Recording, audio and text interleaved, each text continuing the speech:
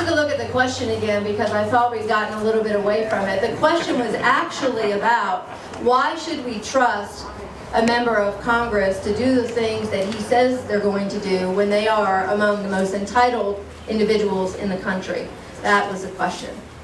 You know, like I've said it earlier that, my opponents in this race are all really nice individuals who've served their districts well. But folks, Washington is a mess. We didn't get into this mess overnight.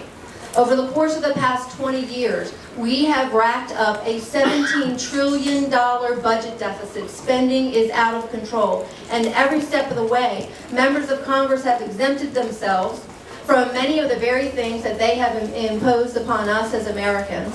Members of Congress have treated themselves to special salons and haircuts and shoe shines and great trips that they get to go on around the country and around the world. Meanwhile, we have saddled the future generations with a $17 trillion debt. This is unsustainable.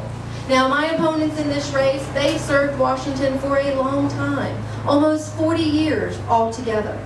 So my question to you is this: why would anything be different by promoting any one of them to go across the street from one side of the Capitol to the other? We need to do things differently in Washington, and the way we do things differently is electing a new leader who is going to have the courage to stand in the gap, to fight for you, to be accountable to you, not become Washingtonized and not become marginalized. I have a track record of having done just that. I am a fighter who has been willing to stand up and fight for what is right for the people I've represented, fight for what is right for my faith and my conscience, even when it came at great personal cost to myself. I have never been afraid to challenge the status quo, even if it meant putting a future election in jeopardy.